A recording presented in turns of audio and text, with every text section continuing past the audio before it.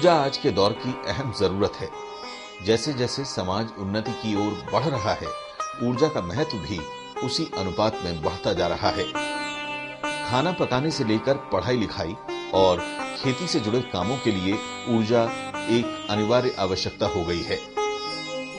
मध्य प्रदेश के दूर दराज के ग्रामीण अंचलों में आज भी ज्यादातर पारंपरिक ऊर्जा स्रोतों का इस्तेमाल हो रहा है, लेकिन ये रोज की जरूरतों के लिहाज से नाकाफी साबित हो रहे हैं। खाना पकाने के लिए लकड़ी पर निर्भरता यानी जंगलों का कटाव, पर्यावरण को नुकसान, प्रदूषण को बढ़ावा और समय की बर्बादी एक आम समस्या है। पहले साहब हम ही बहुत परेशानी रही, हम ही लकड़ी ले जाना पड़त रही वहाँ डोंगरी पहाड़ में, वहाँ से अपन लाते थे, ला के चूल्हा से जलाउत रहन साहब घर में। जैसे हमरे 10 परिवार मतलब खाए के खाना बनावे के है, तो अब अपन को सारा एक बोझा लकड़ी एक टाइम में जलाना पड़ता रहा। दिन का ज्यादातर समय लकड़ियों की व्यवस्था करने में ही बीत जाता है। ऐसे में दूसरे कामों के लिए दिन का बहुत थोड़ा वक्त ही मिल पाता है। बरसात में तो हालात और भी खराब हो जाते हैं। गीली लकड़ियों से निकलता धुआं एक बड़ी परेशानी हो जाती है। चूल्हा नहीं जले, दो आंखें खुजे मारी, आंखें में दो आंसू कड़े, आंखें में सड़वा करूं, पूंछवा करूं। जो लकड़ी अगर बरसात में गीली है तो निरी देर तक तो उसका पानी सूखता था, फिर वो जलती थी, करीब 2-3 घंटे लग जाए। लेकिन मध्य प्रदेश के कई ग्रामीण अंचलों में अब ये समस्या नहीं रह गई है। घरों पर लगे बायोगैस प्लांट ग्रामीणों की जिंदगी में बदलाव की कहानी बयां कर रहे हैं। पहले क्या हम बहुत परेशान होते हैं, पापा बोलता है बेटा चाय बना लो, तो हम गुस्से में हो जाते हैं, बोलते हैं वो पापा कितनी देर में चूल्हा जलेगा, फिर मैं चाय बनाऊंगी, कितना टाइम बर्बाद होएगा, तो हम नाराज हो जाते हैं। अभी बोलते हैं पापा के बेटा चाय बना दो, तो हम फटाक से चाय बना देते हैं। रात को बोलता रात को, दिन को बोलते दिन को, तो हम परेशान बिल्कुल नहीं होते हैं। तो सब परिवार खुश है। अभी भी खाना बनाने में कोई टाइम नहीं लगता है कि कौन सी भी टाइम मेहमान आ जाए तो चाय में खाने में कोई परेशानी नहीं है, हमें बहुत खुश हैं। खुशहाली के साथ साथ गांव की आबोहवा में ताजगी के संचार की कहानी कह रहे हैं। शहडोल, श्योपुर, मंडला समेत मध्य प्रदेश के 9 जिलों में बायोगैस की उपलब्धता ने ग्रामीणों की दिनचर्या में कई सकारात्मक बदलाव ला दिए हैं। गोबर गैस होया जब से इनकी परेशानी सब हट गई है। जल्दी खाना बन जाए, चाहे जैसे कोई मेहमान आया तो बस लगाई सीख और जल्दी बन जाता है। खाना पकाने में लगने वाला वक्त अब चंद मिनटों में ही सिमट गया है। चूल्हा जलाने के लिए की जाने वाली मशक्कत खत्म हो गई है। धुएं के गुबार से होने वाली परेशानी भी बीते दिनों की बात हो गई है। आँखी में धुआं नहीं आवे और बर्तन भी नहीं जले और खाना भी सही टाइम में बन जाते। शादी होके आए जब चूल्हे पे बनाती, गोबर गैस पे बनाने लगी जब से बहुत लाभ हो। किसी भी टाइम चाय बनाओ तो चाय बन जाओ, रोटी पकाओ तो रोटी पक जाती, कोई परेशानी ना आती। लकड़ियां खरीदने पर होने वाला प्रति परिवार औसतन 400 से 1000 रुपए महीने का खर्च अब कम हो गया है। बहुत महंगी पड़ती थी लकड़ी खरीदने में, फिर लाने में भी पड़ती थी। गैस हो गया है तो इससे मतलब खाना जल्दी बन जाता है और खाद जो बनता है उसमें हम सब्जी भाजी में डाल देते हैं, गेहूं डाल देते हैं, धान भी डाल देते हैं, अच्छा उपज भी देते हैं। जंगलों से लकड़ियां लाने में लगने वाला समय अब खेतीबाड़ी और आजीविका से जुड़े दूसरे कामों में दिया जाने लगा है। जब से हमारे यहाँ मतलब ये गोबर गैस बने हैं साहब, तब से माने हम ही इतना अच्छा समय से खाना बना ले थे हम, और बाद में अपन थोड़ा बहुत खाना बनाए के बाद जो सारा बाहर का काम रहा थे वह के कर ले थे, तो हम ही बहुत ज्यादा लाभ है साहब ये गोबर गैस में। जंगलों का कटाव रुक रहा है। हरियाली की चादर ओढ़े ये गांव खुद बदलाव के साक्षी बन गए हैं। ऐसा नहीं है कि बायोगैस केवल चूल्हे चौके में ही बदलाव लाई है, बल्कि सामाजिक परिवर्तन की दिशा में भी मील का पत्थर साबित हो रही है। पहले बहुत परेशानी थी, अब गोबर गैस लगने से हमारे बहुत फायदा हो गया। जंगल से लकड़ी लानी न पड़े, छाना थापना न पड़े, ये सब परेशानी दूर हो गई। और लोग बाग हमारे रिश्तेदारी करने से भी कुछ नज़दीक आ गए। हमारे बच्चा बच्ची की शादी होने में, सगाई होने में कोई परेशानी नहीं है। और हम गोबर गैस लगने से हमारे बहुत फ़ायदा हो गया। रोटी बनाने में सहूलत रहेगी, चाय बनाने में सहूलत रहेगी, दूध तपाने में, सब बात करने में अब फ़ायदा है, कोई परेशानी नहीं है हमको। इतने सकारात्मक बदलावों के पीछे महज एक ग्रामीणों को प्रेरित करने की छोटी सी पहल थी। गांव में हर घर में गाय भैंसों की उपलब्धता इस पहल में मददगार साबित हुई। ग्रामीणों को गोबर से पैदा होने वाली गैस के फायदे बताए गए और इस तरह से एक के बाद कई घरों में बायोगैस प्लांट लगा दिए गए। जब गोबर गैस नहीं था तो वैसे चूल्हे में खाना बनाते थे, और जब से गोबर गैस लगा है तो अब 2 तगाड़ी गोबर घोल के डालते हैं तो उससे खाना भी बन जाता है 5-6 लोगों का आराम से। और उसका जो गोबर निकलता है वो खेत में भी डाल देते हैं तो फायदा होता है, खाद के काम में आता है उसका गोबर। और अगर बल्ब जलाना चाहे तो एक बल्ब भी जल जाता है उसमें। परियोजना के 9 जिलों में 6066 बायोगैस संयंत्रों की स्थापना की जा चुकी है। ग्रामीण इन्हें लेकर बेहद उत्साहित हैं। बहुत लोग आते हैं देखने और देखते भी हैं तो कहते हैं कि अच्छा है, ये हमें भी गोबर गैस बनवाना है। आखिर गोबर कंडा फेंकते हैं, जलाते हैं, उसी से अगर अपन बना लेंगे ये अच्छा भी है और बोलते हैं तो जल्दी खाना भी बन जाता है और फायदा भी है। तो लोग भी बोले कि हम भी जाएंगे अपने गांव में तो प्रस्ताव डलवा के गोबर गैस करेंगे, हम लोग भी बन पाएंगे अपने घर में। बायोगैस संयंत्रों से महिलाओं को सबसे ज्यादा आसानी हुई है। उनके लिए अपने परिवार के लिए भोजन पकाना पहले बेहद कष्टकर हुआ करता था। खासतौर से बरसात के दिनों में जब लकड़ियां गीली होती थीं, उन्हें जलाने में बड़ी मशक्कत करनी पड़ती थी। कंडा थेपते, फिर वरना जमाते, अब बरसात में भी जाते, फिर चूल्हा भी न जड़ता, घंटा आधा घंटा लग जावा, फिर वो धुआं हो जावा, आँखें खराब हो जावा, आँखें आंसू निकल आवा, और इस कंडे में सांप गोरा बैठ जाता है। अब ये फायदा है कि गैस बना जनारा सो कुछ भी धोना हो, रोटी जिस टाइम बनाओ जिस टाइम तैयार, चाय बनाओ, कोई दूध तपाओ, क्या भी करो जिस टाइम तैयार। सीख लगाए तो गैस जल जा, पहले घंटा भी लग जाओ, 2 घंटा भी लग जाओ, जो तरह आदमी हो तरी टाइम लगा चूल्हा पर। अब तो घंटा भी लग जाओ, कम मनक में तो आधा घंटा में बन जाओ। खाना बनाने में उस समय 3 से 4 घंटे लग जाया करते थे। बायोगैस लग जाने के बाद अब खाना बनाने में सिर्फ आधे से 1 घंटे का समय लगता है। इस परियोजना का लक्ष्य ग्रामीण परिवारों को खाना पकाने के लिए ईंधन एवं छोटे आकार के बायोगैस प्लांट के माध्यम से ग्रामीण परिवार को जैव खाद उपलब्ध कराना, ग्रामीण महिलाओं के कार्य बोझ को कम करते हुए जंगल पर पड़ने वाले भार को घटाना एवं सामाजिक हित को बढ़ावा देना और स्वच्छ शौचालय को बायोगैस इकाई से जोड़कर गांव में स्वच्छता के स्तर में सुधार लाना है।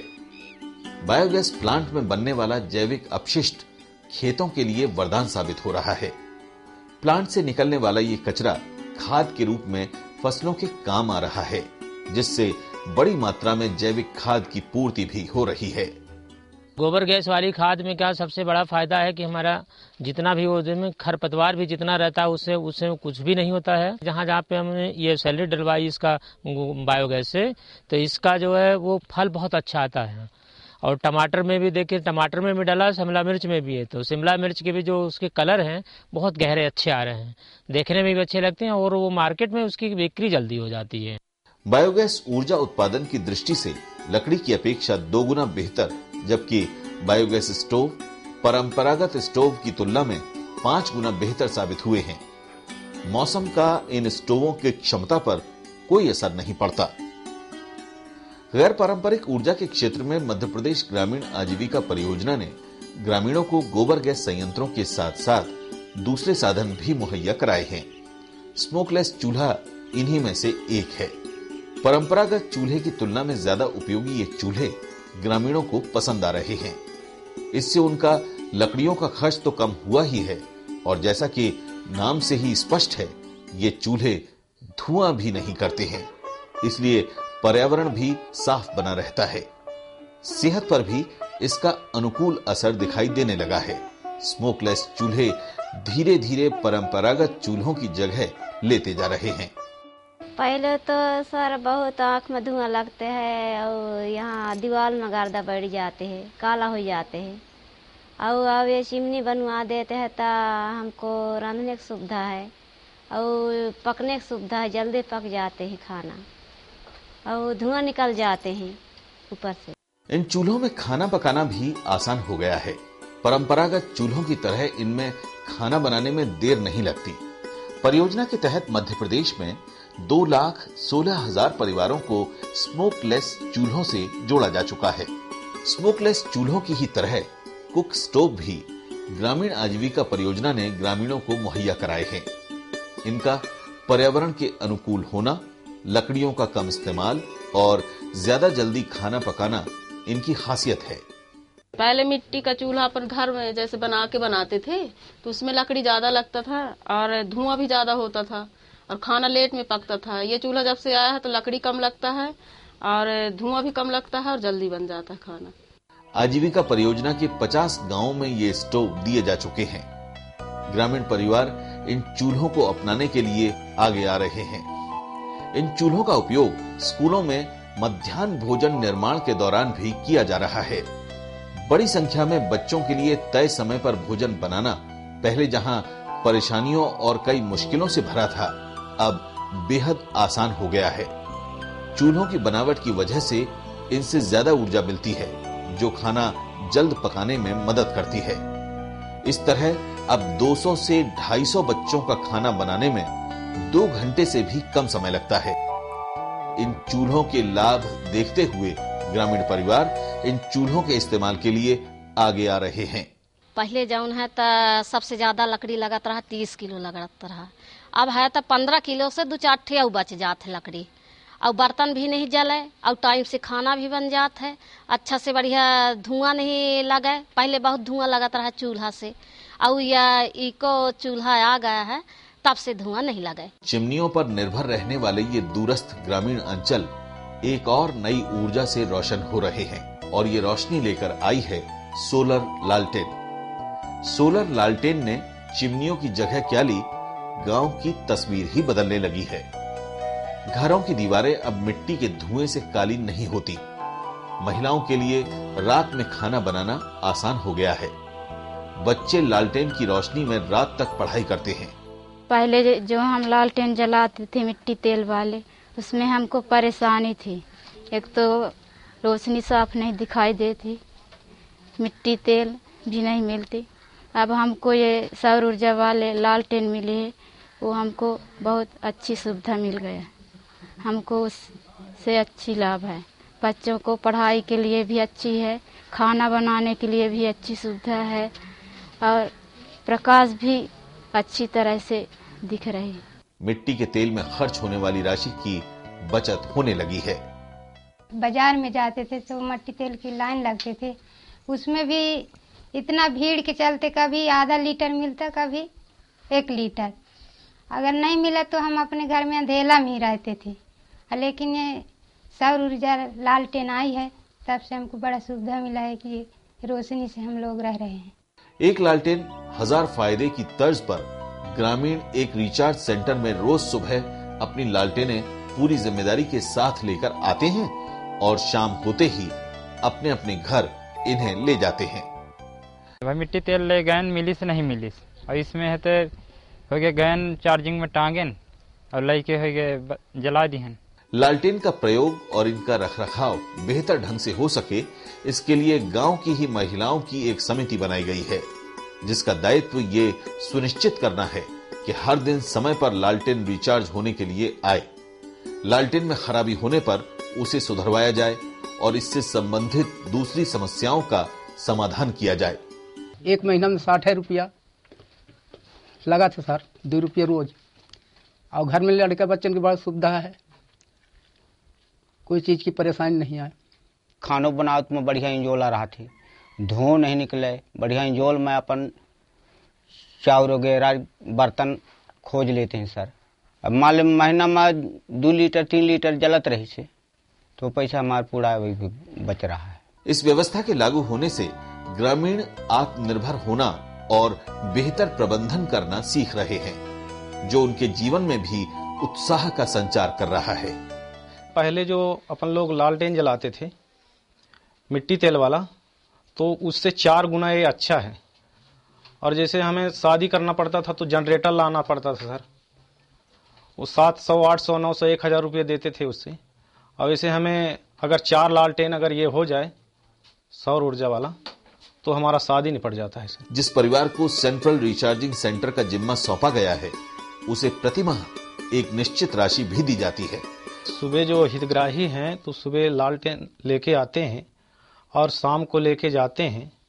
जब चार्ज होता है तो शाम को ले जाते हैं और हमें इसका चार्जिंग का 2 रुपये मिलता है। 1 रुपये मेंटेनेंस के लिए, 1 रुपये हमें। और ये जो बिगड़ेगा तो इसे हम पीएफटी को सूचना देंगे। यानी रोजगार भी और रोशनी भी। इसी तरह मध्य प्रदेश के कई जिलों में सोलर ऊर्जा से संचालित होम लाइट सिस्टम लगाए गए हैं। 152 गांव और 5 शहरिया बस्तियों को इस सुविधा से जोड़ा गया है। हमारे लिए लाइट लगने से बहुत फायदा हुआ, क्योंकि हम पहले ऐसे रहते थे कि ताकि हमारे गांव में यहाँ पर बसा हुआ नहीं था, ऐसा लगता था रात के समय में। और जब हमारे लिए शासन ने, हम भी न सोचते थे कि हमारे गांव में ये लाइट आएगी या नहीं आएगी, पर हमारे पहले के आदरिक बड़े बुजुर्ग भी कहते थे कि हमारे गांव में लाइट आएगी, लाइट आएगी, लेकिन लाइट अभी तक नहीं आई थी। और जब लाइट आई थी तो आजीविका परियोजना लाई थी, तो जब से हमारे लिए लाइट आने से बहुत फायदा हुआ, क्योंकि हमारे बच्चे रात में पढ़ लिखते भी है और बैठते भी है, उजाले में घूमते भी है। सोलर चार्जर के माध्यम से ये गांव अब अंधेरे में भी जगमगाते देखे जा सकते हैं। वो बढ़िया गांव में साफ सफाई है, इंजारो बढ़िया दे है, खूब सिटी सी लगता है रात के समय पे। कोई बाहर के आदमी देखे तो न जाना कि सिटी है। देर तक गांव में लोगों का आना जाना इस बिजली की वजह से ही संभव हो सका है। आपस में मेलजोल बढ़ाने और खास मौकों पर छोटे मोटे कार्यक्रम आयोजित किए जाने लगे हैं, जिससे ग्रामीणों में ऊर्जा बनी रहती है। पहले तो हम अंधेरे में रहते थे, तो हम जैसे सूर्य खत्म होने के बाद मतलब जैसे बस्ती नहीं लगती, जैसे यहाँ बस्ती बसी हुई है कि नहीं है। और अब सरकार से जो हमें लाइट की सुविधा मिली है, तो रात के समय ऐसा लगता है कि कोई मेला लग रहा है, तो बहुत अच्छा टॉप लगता है। और जो भी हमें जो सुविधा, जैसे मोबाइल चल रहे हैं साहब, अब तो पहले बड़े आदमी पे थे, अब हम गरीबों पे भी है मोबाइल, तो इसकी सुविधा टीवी ये सब चल रही है, इससे बहुत सुविधा हुई है हमको। वाकई बायोगैस और ऊर्जा के गैर परंपरागत स्रोतों ने ग्रामीणों के जीवन में उत्साह का संचार किया है, उन्हें विकास की धारा से जोड़ा है। पहले चुमनी आती, चुमनी में हम सो जाता जल्दी, और अब तो लाइट आ गई, खूब हम घूम फिर लेमा और खूब टीवी सीडी देख लेमा, और हमारा बहन भाई खूब पढ़ लिख लेवा। मध्य प्रदेश ग्रामीण आजीविका परियोजना खत्म होने के बाद इससे जुड़े कामों को अब सरकार ने राष्ट्रीय ग्रामीण आजीविका मिशन से जोड़ दिया है, ताकि ग्रामीणों को इसका फायदा लगातार मिलता रहे और वे विकास की राह पर आगे बढ़ते रहें।